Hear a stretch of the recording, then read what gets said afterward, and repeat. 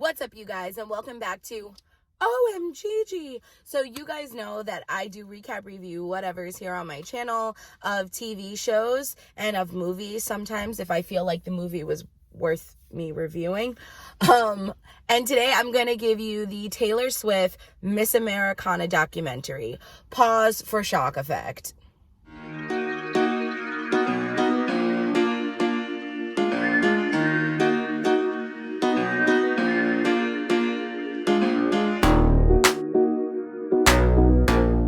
What kind of logic?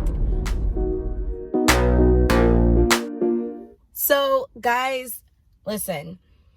I genuinely enjoy Taylor Swift's music. I think from watching this documentary, I've learned more about her than I ever have before. And if you kind of want to know where I stand with Taylor Swift, I will say right here, right now, I'm not a Swiftie, although I've been told by a friend who is a hardcore Swiftie that I'm an honorary Swiftie. So thank you for that. But if you watch my podcast, OMGG, over on, iTunes, Google Playlist, wherever you listen to your iTunes, you can find me. I have a whole episode on Taylor Swift and my relationship there. But I do genuinely enjoy her music. There's something about her music that really gets me moving, really speaks to me. And I saw an interview from Clever. Well, it really wasn't an interview. It was one of their recaps or whatever. And in the recap, she made a statement that really made me kind of understand her and feel more related to her aside from just the music that I've heard from her. I don't know very much else about Taylor Swift. I feel like I've learned more about it through my friend What Up Elise. And obviously I knew that she was coming out with a documentary and I wanted to review it for you guys. So this documentary doesn't necessarily cover her full life. It covers her experience from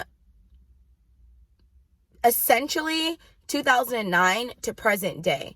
So it does talk a little bit about her backstory, about how she came about or whatever, but it predominantly covers from that Kanye experience till present day. The only thing that it did not cover, honestly, was the whole situation with Big Machine Records. That was the only thing it didn't cover, and we'll talk about that a little bit later. So it goes into, how she always wanted to be a singer and how she knew from a little girl and she'd been writing music from a little girl, and it showed a clip of her getting a guitar for Christmas, her first guitar, I'm assuming, and just she read clips from her diary, which if you own any of the 4 different versions of Lover, the album, they're clips of her diaries and different posters, which is why there's 4 different versions. So it goes, she reads a couple of clips from her diary and she really just talks about her experience and almost the rise, the fall, and the rise again of Taylor Swift. So we all know in 2009, there was that whole thing with Kanye. And before this incident with Kanye, she admitted she had almost a cookie cutter kind of a life, She was this young teen, late teen, I think at that point. I think she was 18, 19 or something at that time. She was this young teen and has her music and she has her group of fans who know and love her. And this was her first time winning a Moon Man. And she was ecstatic. And I remember I saw that show live. I watched that live and I saw it happen live when it happened. And, she was giving a speech just saying how she'd always wanted to win a Moon Man. She'd been dreaming about this and she can't believe that this was happening to her. And as we all know, Kanye got up on the stage, took the mic, said Beyonce should have won, gave it back to her. And she stood there stunned and the whole audience booed. And as an audience member, I knew that they were booing Kanye. What I didn't know was that Taylor thought that they were booing her. And I felt so bad for that girl. Genuine, I had already felt bad for her, when Kanye did what he did, and I'll be honest, I didn't know who she was at that point. I had never heard of no Taylor Swift, so if Kanye wants to say, I made her famous, sure, I guess you didn't make her famous, I think you brought more light to her to other people, so I guess you can say you made her famous, whatever, but I genuinely didn't know who she was until that situation. And that's what led me to start listening to her music, because I felt really bad about what Kanye did and I wanted to show my support for her. But anyway, even everybody in the audience was booing, and even I at home was booing. I was like, what is wrong with you? Like, you are the pure definition of black that I don't want to be associated with. Like, that is so mean and so arrogant and so cynical and so selfish. That was so wrong what he did. And I don't care if Kim wants to say whatever she wants to say. I don't care. He was wrong. And in the documentary, when they addressed it, Taylor said that she thought that everybody was booing her. Now, imagine that feeling.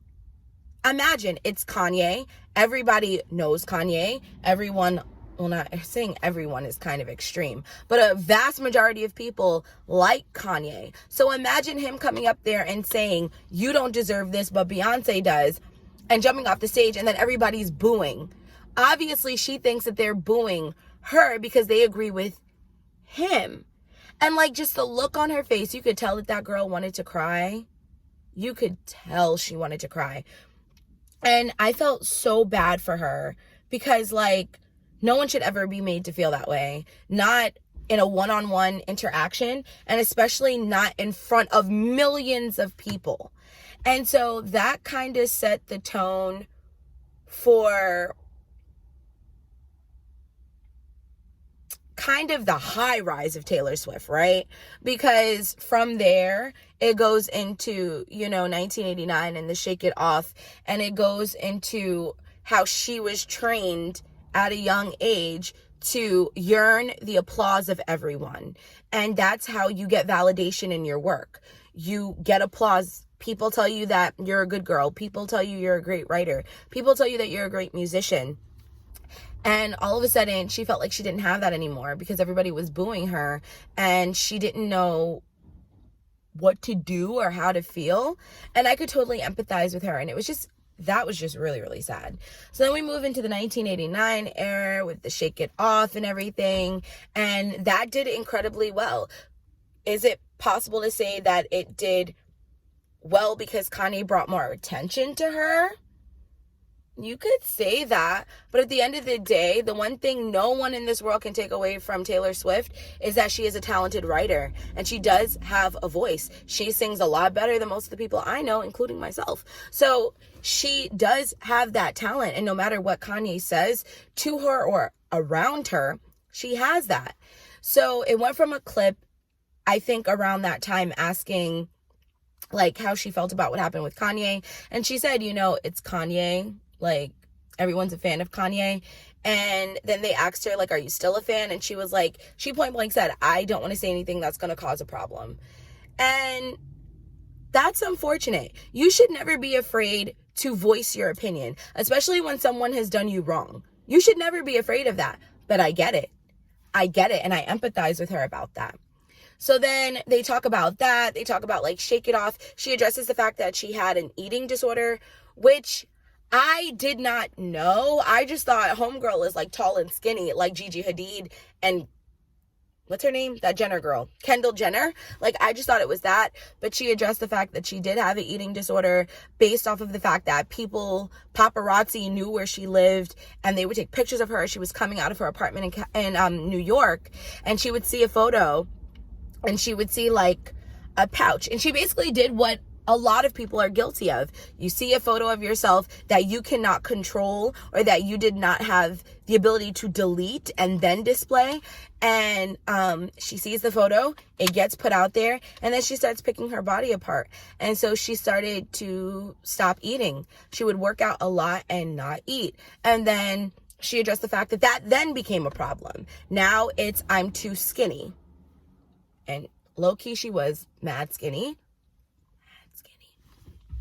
And she addressed that. She didn't go into detail about it. I think she only spoke about it for maybe like 3 minutes. And she did say that food is good. You need to eat food to have energy, because she was saying that she would perform and feel like she needed to pass out after a performance.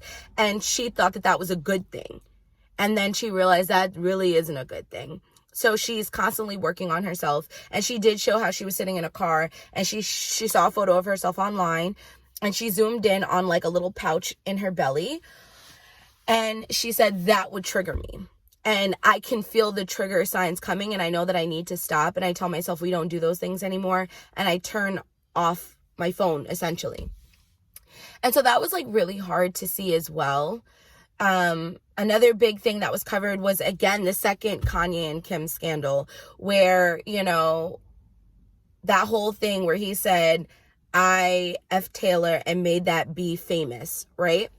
That became a problem. And then she saying that she didn't agree with it, and Kim releasing those videos. Now, I saw clips on YouTube of it, but I'm not sure if what I saw was actually edited or if it was the actual Snapchat straight through. But Taylor addressed in 2019 that her problem was that she didn't like that he called her a B. And everyone was saying, oh no, she was fine with it, listen to the clips. But if you listen to the clips, that portion, the beginning portion of that conversation is cut off, but you do hear the ending portion where she says, you know, I think that another word would be more beneficial and more like flattering for females in general. And Kanye said, yeah, I agree. I'll make that adjustment, no problem. And then he came out with the song, and he didn't make the adjustment. So I don't care what anyone says.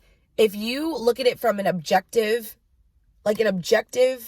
point of view and not subjective, and I think a lot of people look at Taylor Swift in a subjective light, whether it's because you're a fan or whether it's because you just don't like her. If you look at it from an objective standpoint, you can tell from that clip, even though that portion was cut off, ironically enough, that she did address that. And she did say that. And she was fine with everything else. And then it went to clips about how she, how people in interviews, how people were like, they don't believe that that was her problem, that they believe that she had the opportunity to play victim. And then she talked about how Taylor Swift is Over Party was #1 trending in the world. And that was a lot. And I can't imagine that. Like, I genuinely cannot imagine having the whole entire world, or seemingly the whole entire world, hating you. Can you imagine that? Can you imagine every day waking up to someone saying you're dumb, you're this, you're that, you're too skinny, you're anorexic, you're a liar, and you don't know any of these people? Could you imagine that? Excuse me. Can you really genuinely imagine going through that and not either wanting to kill yourself or wanting to blow up the planet? Like, it sucks. It's not a good feeling, whether you are famous or not. And I'm so against things like that. Like, I'm not saying if you have nothing nice to say, keep it to yourself necessarily, but there's always a constructive way to convey your displeasure for something. And it's never done constructively when it comes to celebrities or athletes or anyone that is in the public eye. And it's so unfair to them. And I mean that for everybody, including celebrities that I'm not too fond of, like Kanye and Kim. I'm not a fan of them, but I still feel like they should be objectively and respectfully disliked on a regular basis. You know what I'm saying? So she talked about that, and then she addressed the fact how she just disappeared for a whole entire year because she thought that that's what everybody wanted. And I remember when she disappeared, because I was like, bruh, where's Taylor Swift? Like, I haven't heard anything from her. Like, where homie at? And then she reemerged with Reputation, which to me, Reputation is my favorite album. Give me a second. Do you see this CD? This is the Reputation CD. This CD is my very first ever Taylor Swift CD because I don't buy CDs. Like, no one buys CDs anymore. But, like, I genuinely loved the songs, and I just felt so bad about what happened to her again. I pre-ordered the CD. I also pre-ordered, what did I do? I pre-ordered the CD. I pre-ordered the song, like the album, on iTunes, because Look What You Made Me Do is my jam. I was like, oh, I knew from that song this album was going to be sick. And then my grandmother actually brought me this Reputation CD. I have so many Reputation CDs, you guys. Like, it's not even funny. If anybody wants one, let me know. I'll gladly send it to you, because your girl got mad at these CDs unopened. But yeah, so she disappears for a year, and then boom, we get Reputation. And it showed clips. Sorry, I couldn't hear what you said. Oh, it's because I wasn't talking to you, but thanks for asking. And then we see clips of like her doing Reputation. You see a lot of clips of her thought process throughout, like how she comes together with her songs and her lyrics. And it's really cool because you get to hear like the original writing and how she changes it. Just like after hearing, because she like uses voice notes on her iPhone, and she'll play it for the producer and the music people. And as she's going over it, you hear her changing it and how it morphs into what we hear on the CD, which is like, I guess I'm a nerd like that. I really like to watch processes like that. But yeah, so you see Reputation and you see the morph of that. The one thing she didn't also talk about, because she didn't talk about Big Machine Records, but she also didn't talk about the beef with Katy Perry. If you want my opinion on that, you definitely have to go over to my podcast, because I cover all the drama of Taylor Swift over there, and this is just talking about Miss Americana. So there was that. Then it goes into, you know, kind of a little bit, it touches a little bit on like relationships, just a little bit. Like she was saying how she didn't feel that she was ready for marriage and children yet, even though everybody around her was kind of like already in that phase, because she felt like she needed to tear down all these misogynistic thoughts in her brain that she had been trained to think and catch up to being 29, which basically in a nutshell, she found herself. Like that's essentially what that is. When you have to just kind of like figure out who you are, what you stand for, what you want to put out there and believe in yourself. Even for me, you know what I'm saying? Like, I'm not big by any stretch of the imagination. Probably all of 2 people will see this video, but at the same time, I'm still putting myself out there for potentially anyone to see. And I have to be very clear on where I stand on certain topics. So she was talking about having that time off and really needing it to figure out everything. And she realized she didn't like what was going on. She didn't like the misogynistic views of society. And it talked about how that led into The Man, which is one of my personal favorite songs on her new album, Lover. But she said, you know, that we need to stop.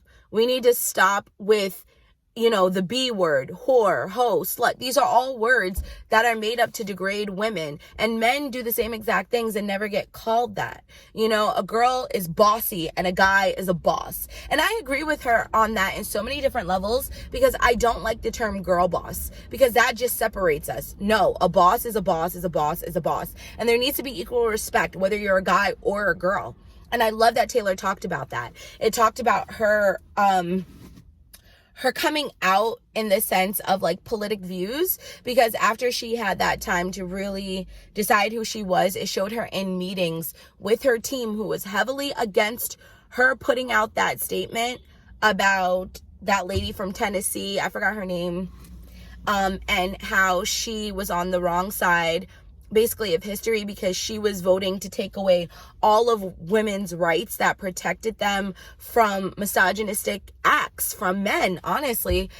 And she wanted to talk out about that, and her team was against that, especially her father. And like, she's in tears. Like, the amount of times Taylor Swift cried in that video was actually really sad, because you can tell that she is like one of those people that she doesn't really cry in front of people, because when she would cry, like, she would kind of just like look away, or like she would not necessarily look in front of the camera. And like, she tried really hard not to cry. Like, she tried to hold it in, and she would get really choked up, but she was really passionate about it, so tears just came out. So you could see and tell that from the video, and she was just like, Dad, I need to be on the right side of history. And I'm sorry, I know you guys don't think that we should do it, because celebrities should never have a voice and state their opinion on politics, but I want to be on the right side of history, and I'm gonna do it. And she sent out that tweet that she did, which was crazy to see her send out the tweet, which we had all seen, but to see like it happen, that was crazy. So she did that, and she point blank said, I think I said it a little bit ago, she wants to be on the right side of history. And she starts talking about equality for everyone, whether you're gay, straight, bi, lesbian, any part of the LGBT and the human race, you have the right to be treated humanely. And to have the same rights as everyone else. And she addressed that, and she talked about that. She mentions Joe Alsine for just like a little bit. She said that while she was going through everything, she started to fall in love with someone. You see her running up to him during her Reputation tour, like after when she got off stage. And I was told that it was the New York Reputation tour, the first one when it was in the rain, which was really cool. They talk about, for a little bit, her sexual assault. The sexual assault was part of what made her want to be vocal as well, with the guy in Colorado who put his hand up her dress, and just how she was made to feel and how she was demonized on this stand for speaking up. Because everybody's reaction, and she's absolutely right, everyone's reaction is always the same. Well, why didn't you scream? Why didn't you say this? Why didn't you say that? It's so easy to say what you woulda, shoulda, could have done in a situation, but until you're genuinely in that situation, you genuinely don't know how you're going to react. You don't. And so she talked about that for a little bit. And now I understand the joke about the dollar bill, because I didn't get what that was. Again, not a Swiftie. I was just like, I don't get it, the dollar bill, but okay. But she countersued that guy because he sued her for millions and she countersued for $1. And I thought that was funny. But from the whole entire video, you just learn how strong she is, how much of a hard worker she is. And everyone is so quick to say that she's a victim. And I know a lot of people are going to say, oh, she's just playing victim again. And I've had to look at it, because sometimes when you see one person in hot water all the time, it's just kind of like, maybe it is you. You know what I'm saying? And I had to really think of it from that standpoint, because I was like, I don't really know anything about her. I just know her songs and I just know I like her. Oh, P.S. the one thing I wanted to say about this CD has been in my car from the moment I got it in 2017 till the day I purchased Lover last August. Just saying. Anyway, I can put that away now. But, it's just, I genuinely have come to believe she's one of those people that people love to hate. And I had to really step back and look, and I was like, I really like her music, but I also, as I'm getting older, I want to be more aware of what I'm supporting. And I'm like, I really don't want to support someone who is not standing on a side that I believe in. And so I started to kind of look and pay attention to certain things, including the Katy Perry situation, the Kanye West situation. That first incident, for a fact, hands down, he was wrong. The second time around, I didn't know any facts on. So again, if you want to know where I stand on all that, how I break everything down, go to my podcast, because you want to. But I just really had to sit down and evaluate Taylor Swift. And she admits, I'm not perfect. I'm not perfect by any stretch of the imagination, but I do try to be a genuinely good person. And I do feel as though whenever a celebrity is vocal about different things, especially politics and women's rights, people don't like that. Certain people don't like that. And I think the thing that Taylor Swift is guilty of being is being Taylor Swift. She's one of those people that people just love to hate, and I don't really understand why. Homie is just trying to live her best life, write her songs on her little guitar. I don't understand, because the situation she's been in, it's but are we really looking at both sides? Are we really listening to both facts? And I'm sure there's going to be 101 people that disagree with me, and that's okay. You have the right to disagree with me. I'm just stating my thoughts and opinions on the topic. But my overall consensus, Miss Americana was great. It was nice to see that side of Taylor and really get to hear her side, her perspective of these different situations, because people are so quick to shout her out and yell her out and say what she did wrong, and nobody wants to hear what she has to say. And I just think that that's just unfair, not just for her, but just in general. So I really think that if you want to get to see Taylor's side of different situations and different stories. Again, you're not going to see Big Machine in this, and you're not going to see Katy Perry, the Katy Perry situation. But if you want to see Taylor's side of different situations and her perspective and her thought process and how she's gotten to where she's been, I highly recommend seeing Miss Americana. I really do. And there was one album, I don't remember which album it was, but there was this one album where I think she didn't get nominated for a Grammy at all or something. And she said, instead of saying, oh, people just don't know good music, she was like, it's okay, it's not a problem. Like, I just need to make better content. And I feel like that statement set such a precedence. You know what I'm saying? Because it's like, it's not easy to be in that situation, or to have, you know, people say that you're something you poured your heart and soul into isn't good enough. And then have the strength to just say, I need to work harder. And if anything else, that's what I've learned from this documentary, is that Taylor Swift is a hard worker. She's an immensely hard worker, and I have respect for people like that. So if you want to call me a Swiftie, you can. I know that I'm not, because I've seen some Swifties and I'm like, y'all are on it. Like, they be on it. And I respect that. Power to you. But definitely go check out Miss Americana. It's on Netflix. It's free. And just check it out. And if you don't like Taylor Swift, I want to challenge you to try and watch it from an objective view. An objective, meaning that you're not watching it like going in just thinking, I don't like her, so I'm not going to listen to anything that she has to say. Go in there. If you want to go in there thinking, I don't like her, go ahead and go in there and think, I don't like her. But go in there thinking, I don't like her, but I'm open to hear what she has to say. Because if the shoes were on the other foot, I highly doubt that you would like to be treated the way that this girl has been treated for the last decade.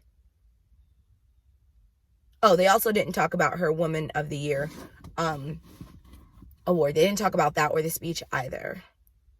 I'm thinking they didn't talk about Big Machine Records because of legalities. Like, I genuinely think that there's some sort of legality there that she couldn't address that. And I think she didn't talk about Katy Perry because they're friends now, as we all know. Burger and fries.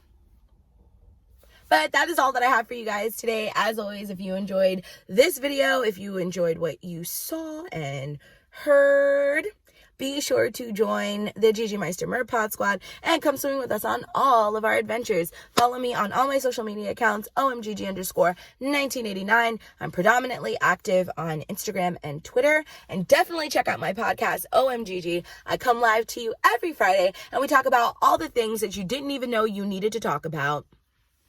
Snap. Loves and likes ya. Bye.